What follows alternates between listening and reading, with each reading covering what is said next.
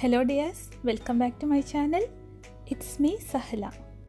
ഇന്ന് ഞാനൊരു സ്പെഷ്യൽ ഇഫ്താർ പാർട്ടി വ്ളോഗുമായിട്ടാണ് വന്നിരിക്കുന്നത്. സ്പെഷ്യൽ എന്ന് പറയാൻ കാരണം ഇവിടെ വന്നിട്ടുള്ള ഗസ്റ്റുകളാണ്. അപ്പോൾ ആരെ ഗസ്റ്റുകൾ എന്നറിയണ്ടേ? നിങ്ങളിൽ ഒരുപാട് പേർക്ക് അറിയാവുന്ന പേരായിരിക്കും ഫസീല സത്താർ. യൂട്യൂബറാണ്. യൂട്യൂബ് വ്ളോഗുകളിലൂടെയൊക്കെ നിങ്ങൾക്ക് പരിചയം ഉണ്ടാകും. പിന്നെ അവരുടെ മോള് മനഹമോളെയൊക്കെ നിങ്ങൾ ഒരുപാട് കണ്ടിട്ടുണ്ടാകും. അപ്പോൾ അവരും ഫാമിലി ആയിരുന്നു ഇഫ്താറിനുണ്ടായിരുന്നത്. അവർ ഞങ്ങളുടെ ഏകദേശം അടുത്താണ് താമസിക്കുന്നത്. ഞാൻ യൂട്യൂബ് തുടങ്ങിയതിന് ശേഷമാണ് അവരെ പരിചയപ്പെടുന്നത്. അപ്പോൾ ഒരു ദിവസം ഞങ്ങൾ അവരുടെ വീട്ടിൽ പോയിരുന്നു ഇഫ്താറിന്. മിനിഞ്ഞാന്ന് അവർ ഞങ്ങളുടെ വീട്ടിലേക്ക് വന്നിരുന്നു. അപ്പോൾ ഈ വീഡിയോയിലുള്ളത് അവരോടൊപ്പം ഉള്ളൊരു നോമ്പ് തുറയും, പിന്നെ ഞാൻ ഫുഡൊക്കെ പ്രിപ്പയർ ചെയ്തതും, പിന്നെ ചിലതിൻ്റെയൊക്കെ റെസിപ്പീസുമാണ്. അപ്പോൾ ഇനി വീഡിയോയിലേക്ക് പോകാം. അതിനു മുമ്പായിട്ട് എന്നും പറയുന്ന പോലെ തന്നെ നിങ്ങളുടെ എല്ലാവരുടെയും സപ്പോർട്ട് ഉണ്ടാവണം. സബ്സ്ക്രൈബ് ചെയ്യാത്തവരുണ്ടെങ്കിൽ സബ്സ്ക്രൈബ് ചെയ്യണം. ഞാൻ രാവിലെ ഒരു 8 മണിയൊക്കെ ആയപ്പോൾ കിച്ചണിലെത്തി. സ്നാക്സ് ഉന്നക്കായും വെജിറ്റബിൾ കട്ട്ലറ്റും ബീഫ് ലസാനയും ആയിരുന്നു. മെയിൻ കോഴ്സ് പത്തിരിയും വറുത്തരച്ച ബീഫ് കറിയും ചിക്കൻ മന്തി ആയിരുന്നു. ആദ്യം തന്നെ ഞാൻ ബീഫ് ലസാനയ്ക്കും ബീഫ് കറിക്കും വേണ്ടിയിട്ടുള്ള ബീഫ് വെള്ളത്തിലിട്ട് വെച്ചു. ഇത് ഫ്രഷ് വാങ്ങിച്ചതായിരുന്നു. അപ്പോൾ ഫ്രീസറിൽ വെച്ചത് കാരണം ഇതിപ്പോൾ ഫ്രോസൺ ആണ്. പിന്നെ ഞാൻ എൻ്റെ ഗരം മസാല തീർന്നിരുന്നു, അപ്പോൾ അതൊന്ന് പൊടിച്ചു വെച്ചു. ഇത് ഏലക്കായ, പട്ട, ഗ്രാമ്പു ഇവ 3 മാത്രം ഇട്ടിട്ട് പൊടിക്കുന്നതാണ്. ഈ ഒരു ഗരം മസാലയാണ് ഞാൻ എല്ലാത്തിലും ഇടാറ്. പിന്നെ ബിരിയാണി മസാല വേറെ പൊടിച്ചു വെക്കും. ഗരം മസാല പൊടിച്ചതിന് ശേഷം ഞാനെൻ്റെ മസാല ബോക്സ് ഒന്ന് ഫില്ല് ചെയ്ത് വെച്ചു. അതിനുശേഷം ഞാൻ ജ്യൂസിന് വേണ്ടി ഗൂണ്ട് കത്തീര വെള്ളത്തിൽ സോക്ക് ചെയ്ത് വെച്ചു. ഇതാണ് കേട്ടോ ഗൂണ്ട് കത്തീര. ഇതൊരു 5-6 മണിക്കൂറൊക്കെ വെള്ളത്തിൽ സോക്ക് ചെയ്ത് വെക്കണം. അപ്പോൾ ഇത് നല്ലൊരു ജെല്ലി ഫോമിലാവും. ഇത് ശരിക്കും ഒരു മരത്തിൻ്റെ ഗമ്മാണ്, പക്ഷേ കഴിക്കാൻ പറ്റുന്നതാണ്. നമ്മുടെ ബോഡി ടെമ്പറേച്ചറൊക്കെ നല്ലപോലെ കുറക്കാൻ പറ്റുന്ന ഒരു സാധനമാണിത്. ഇത് ചൂടുകാലത്തൊക്കെ നമ്മൾ ജ്യൂസിലും സർബത്തിലൊക്കെ ആയിട്ട് കുടിക്കുന്നത് നല്ലതാണ്. ഇത് നാട്ടിലെവിടെ കിട്ടുകയെന്നൊന്നും എനിക്കറിയില്ല. ഞാനിത് ഇവിടുന്ന് വാങ്ങിച്ചതാണ്. പക്ഷേ ഇത് ഇന്ത്യയിലുണ്ടാകുന്ന സാധനം തന്നെയാണ്. ഇതൊരു 5-6 മണിക്കൂർ വെള്ളത്തിൽ സോക്ക് ചെയ്ത് വെച്ച് കഴിയുമ്പോൾ നല്ലൊരു ജെൽ ഫോമിലായിട്ടുണ്ടാകും. ഞാനിതിലേക്ക് റൂഹഫ്സയും കുറച്ച് ഫ്ലവേർഡ് എസൻസും ഒക്കെ ചേർത്തിട്ടുള്ള ഒരു ജ്യൂസാണ് ഉണ്ടാക്കിയിരുന്നത്. ജ്യൂസിൻ്റെ റെസിപ്പി ഞാൻ ഇതിൻ്റെ അവസാനത്തിൽ കാണിക്കുന്നുണ്ട്.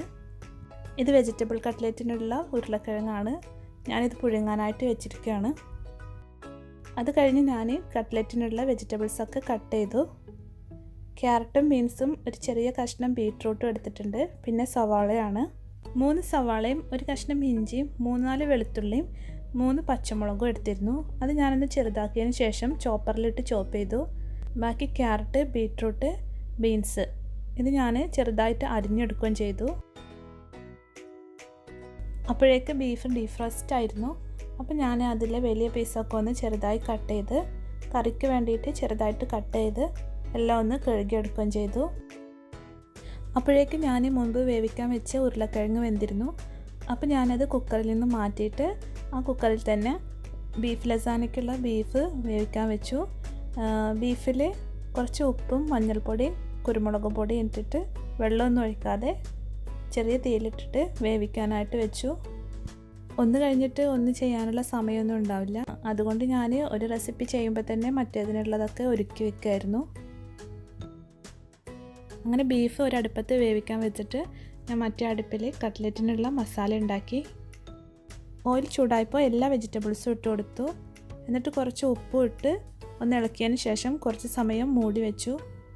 ബീറ്റ്റൂട്ട് ഞാൻ ചെറിയൊരു കഷ്ണം മാത്രമേ എടുത്തിട്ടുണ്ടായിരുന്നുള്ളൂ. എന്നിട്ട് തന്നെ ഈ മസാല നല്ല റെഡ് കളറായിട്ടുണ്ട്.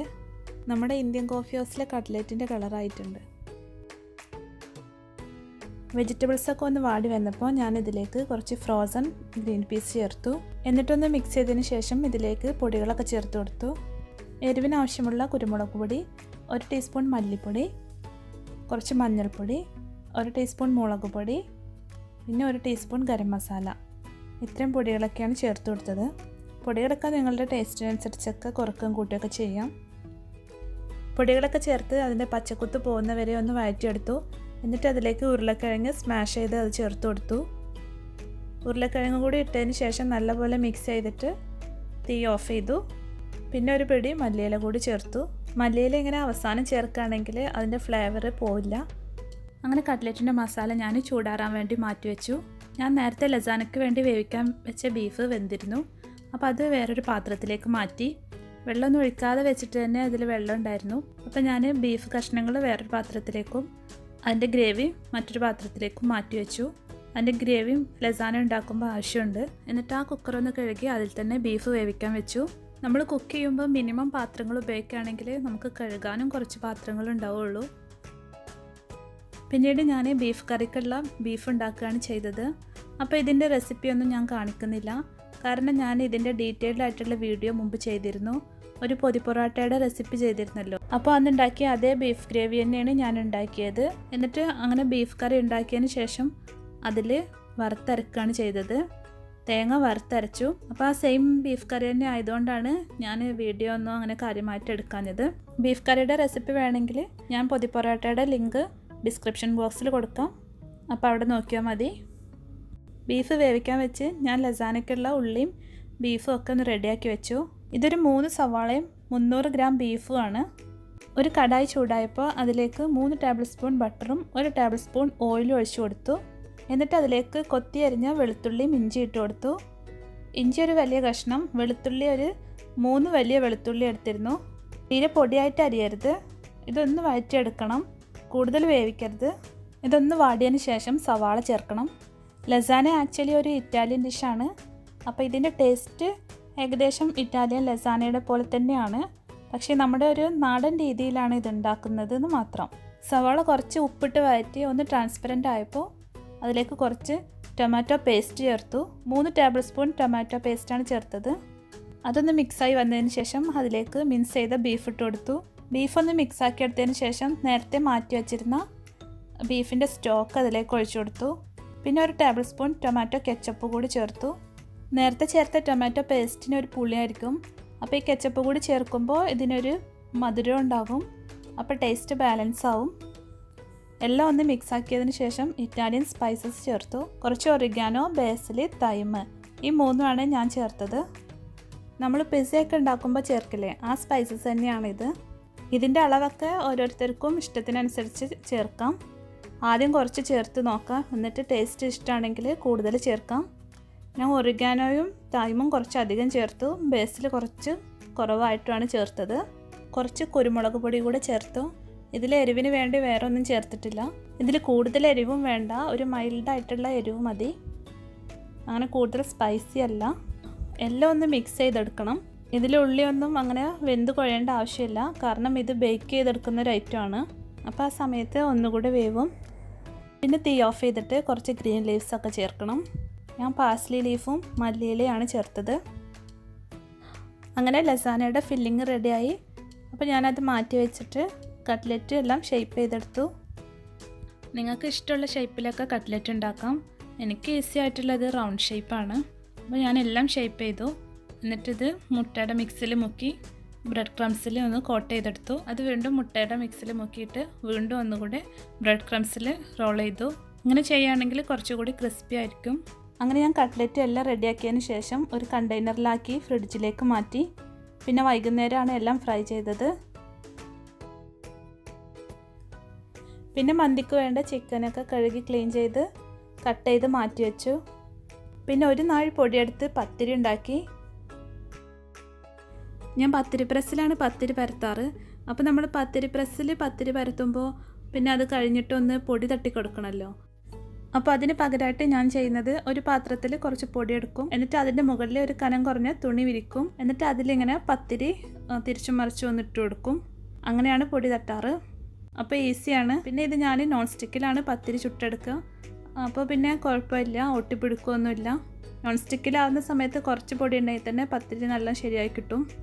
പത്തിരിയും ചുട്ടെടുത്തതിന് ശേഷം പിന്നെ ഞാൻ കിച്ചണിൽ നിന്ന് കുറച്ച് സമയത്തിന് പോയി റൂമെല്ലാം ഒന്ന് ക്ലീൻ ചെയ്തിട്ടു. പിന്നെ കുളിയൊക്കെ കഴിഞ്ഞതിന് ശേഷമാണ് കിച്ചണിലേക്ക് വീണ്ടും വന്നത്. പിന്നെ ഞാൻ ബീഫ് കറി റെഡിയാക്കി വെക്കുകയാണ് ചെയ്തത്.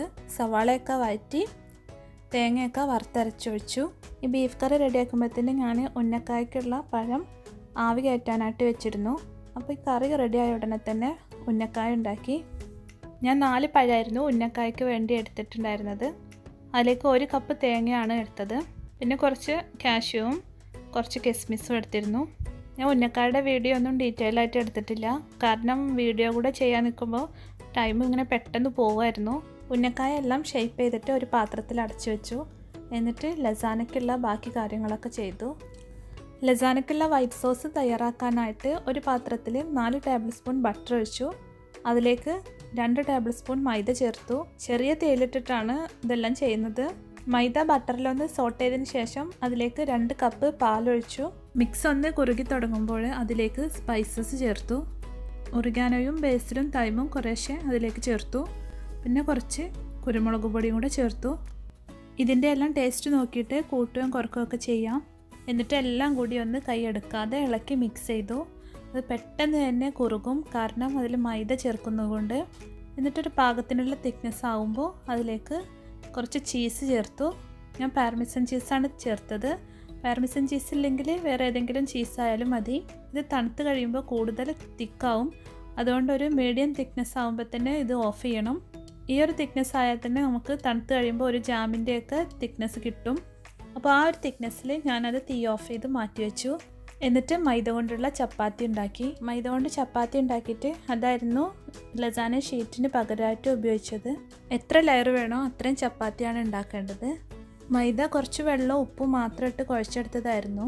മൈദ ബോൾസ് എല്ലാം നമ്മൾ ഏത് പാത്രത്തിലാണോ ലസാന ബേക്ക് ചെയ്യുന്നത് ആ പാത്രത്തിന് കണക്കാക്കി പരത്തിയെടുക്കണം. ഞാനന്ന് ഓവനിൽ ബേക്ക് ചെയ്യുകയാണ് ചെയ്തത്. നിങ്ങൾക്കിത് ഗ്യാസ് സ്റ്റോപ്പിലും ചെയ്യാം.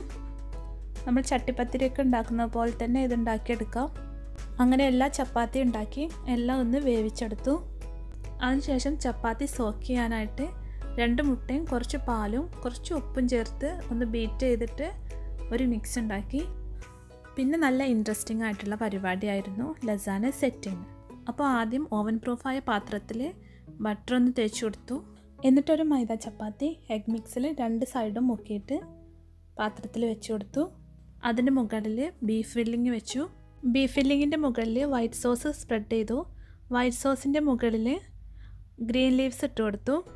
പാസ്ലി ലീവ്സും കൊറിയാണ്ടർ ലീവ്സും ആയിരുന്നു. പിന്നെ അതിൻ്റെ മുകളിൽ ചീസ് ഇട്ട് കൊടുത്തു. മൊസറല്ല ചീസും പാർമെസൻ ചീസും ആയിരുന്നു ഞാൻ ഉപയോഗിച്ചത്. ചീസിൻ്റെ അളവൊക്കെ ഓരോരുത്തരുടെ ഇഷ്ടത്തിനനുസരിച്ച് ഇട്ട് കൊടുക്കാം. കൂടുതൽ ഉണ്ടാകുമ്പോൾ കൂടുതൽ ടേസ്റ്റ് ആയിരിക്കും. അതുപോലെ തന്നെ വൈറ്റ് സോസും നമ്മൾ കൂടുതൽ ആഡ് ചെയ്യുകയാണെങ്കിൽ നല്ല ടേസ്റ്റ് ആയിരിക്കും. ഇതിൻ്റെ ഉള്ളിൽ നല്ല ജ്യൂസി ആയിരിക്കും. അങ്ങനെ എല്ലാ ലെയറും ചെയ്തെടുത്തു.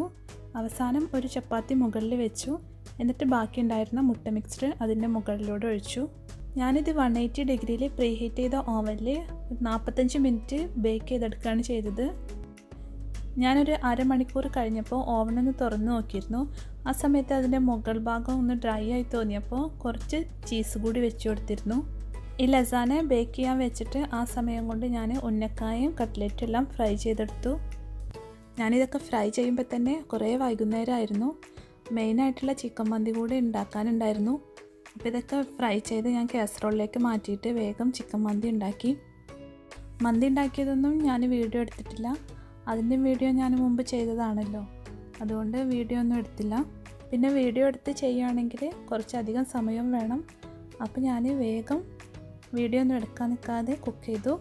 ഇനി മന്തിയുടെ വീഡിയോ കാണാത്തവരുണ്ടെങ്കിൽ ഞാൻ ഡിസ്ക്രിപ്ഷൻ ബോക്സിൽ ലിങ്ക് കൊടുക്കാം. എന്നത്തെയും പോലെ തന്നെ അന്നും ഹസ്ബൻഡ് ഫ്രൂട്ട്സൊക്കെ കട്ട് ചെയ്തു. പിന്നെ ഓറഞ്ച് ജ്യൂസ് ഉണ്ടാക്കി. നമ്മുടെ ഫസീലത്താടെ വ്ലോഗൊക്കെ കാണുന്നവർക്കറിയാം അവരുടെ ഹസ്ബൻഡ് സത്താർക്കാർക്ക് ഇഷ്ടം ഓറഞ്ച് ജ്യൂസാണെന്ന്. അപ്പോൾ അന്ന് കുറച്ച് ഓറഞ്ച് ജ്യൂസും ബാക്കി ഗൂണ്ട് കത്തീര ഉപയോഗിച്ചിട്ടുള്ള ജ്യൂസുമാണ് ഉണ്ടാക്കിയത്. ഗൂണ്ട് കത്തീര ഉപയോഗിച്ചിട്ടുള്ള ജ്യൂസ് എങ്ങനെയാണ് ഞാൻ ഉണ്ടാക്കിയതെന്ന് പറയാം. ഇതായിരുന്നു സോക്ക് ചെയ്ത് വെച്ച ഗൂണ്ട് കത്തീര. അതിപ്പോൾ ഇങ്ങനെ ഒരു ജെൽ ഫോം ആയിട്ടുണ്ട്. അത് ഞാനൊരു മിക്സിയുടെ ജാറിലേക്ക് ഇട്ടു. ലാസ്റ്റ് മിനിറ്റ് വെച്ച് ഹറിബറി ആയിട്ട് വീഡിയോ എടുത്തുകൊണ്ട് അത്ര ക്ലിയർ ആയിട്ടില്ല. പിന്നെ ആവശ്യത്തിനുള്ള പഞ്ചസാര ഇട്ടു. കുറച്ച് പാല് ആദ്യം ഒഴിച്ചു കൊടുത്തു. ഇതൊന്ന് അരച്ചെടുക്കാനുള്ള പാല് ആദ്യം ഒഴിച്ചു. പിന്നെ ഞാൻ ഫ്ലേവറിന് വേണ്ടി ബട്ടർ സ്കോച്ചിൻ്റെ എസെൻസ് ചേർത്തു. പിന്നെ റൂഹഫ്സയും കുറച്ച് ചേർത്തു. റൂഹഫ്സ 1 ടേബിൾ സ്പൂൺ ചേർത്തു. ബട്ടർ സ്കോച്ചിൻ്റെ എസെൻസ് ഒരു 10 ഡ്രോപ്പൊക്കെ ചേർത്തിട്ടുണ്ട്. എന്നിട്ട് അത് അരച്ചെടുത്തു. അതിനുശേഷം കുറച്ചും കൂടി പാലൊഴിച്ച് ഒന്നുകൂടി ലൂസാക്കിയെടുത്തു. നല്ലൊരു ബട്ടർ സ്കോച്ച് മിൽക്ക് ഷേക്കിൻ്റെയൊക്കെ ടേസ്റ്റ് ഉണ്ടായിരുന്നു. ഞാനിതിന് മുമ്പ് ഗൂണ്ട് കത്തീരയും ബദാം എസെൻസും റൂഹഫ്സയും ഉപയോഗിച്ചും ജ്യൂസ് ഉണ്ടാക്കിയിരുന്നു. അതും നല്ല ടേസ്റ്റ് ഉണ്ടായിരുന്നു. അങ്ങനെ ഞാൻ 2 വിധം ജ്യൂസൊക്കെ ഉണ്ടാക്കി ഫ്രിഡ്ജിൽ കൊണ്ടുപോയി വെച്ചു. പിന്നെ എന്താ ഉണ്ടായതെന്ന് വെച്ചാൽ ഇഫ്താറിൻ്റെ സമയത്ത് ജ്യൂസ് എടുക്കാൻ മറന്നുപോയി. നോമ്പ് തുറന്ന് സ്നാക്സൊക്കെ കഴിച്ച് കുറച്ചായപ്പോഴാണ് ജ്യൂസ് എടുത്തില്ലല്ലോ എന്ന് ഓർമ്മയായത്. അപ്പോൾ പിന്നെ വേഗം പോയി ജ്യൂസ് എടുത്തു, എല്ലാവരും കുടിച്ചു. ജ്യൂസ് ഉണ്ടാക്കി ഫ്രിഡ്ജിൽ വെച്ചപ്പോഴേക്കും അവരെത്തി. അപ്പോഴേക്കും ലസാനയൊക്കെ റെഡി ആയിരുന്നു. അപ്പോൾ ഞാൻ അതെല്ലാം ഒന്ന് കട്ട് ചെയ്ത് വെച്ചു. പിന്നെ പെട്ടെന്നെല്ലാം ടേബിളിൽ അറേഞ്ച് ചെയ്ത് ഞങ്ങളെല്ലാവരും നോമ്പ് തുറക്കാനിരുന്നു. അവർക്കൊക്കെ ലസാനയും ജ്യൂസും ഒക്കെ ഇഷ്ടമായി എന്ന് പറഞ്ഞു. അപ്പോൾ എനിക്ക് നല്ല സന്തോഷമായി. നമ്മുടെ നാടൻ രീതിയിൽ ഉണ്ടാക്കിയ ലസാന നിങ്ങളെല്ലാവരും ഒന്ന് ട്രൈ ചെയ്ത് നോക്കണം, നിങ്ങൾക്കും ഇഷ്ടമാകും. അപ്പോൾ എൻ്റെ വീഡിയോസ് കാണുന്നവരിൽ ആർക്കെങ്കിലും ഫസീല സത്താറിനെ ശ്രദ്ധയിൽപ്പെട്ടിട്ടില്ലെങ്കിൽ യൂട്യൂബിലൊന്ന് സെർച്ച് ചെയ്ത് നോക്കൂ, ഫസീല സത്താർ. അപ്പോൾ അവരുടെ കുക്കിംഗ് വീഡിയോസും വ്ളോഗിങ്ങും ഒക്കെ കാണാം.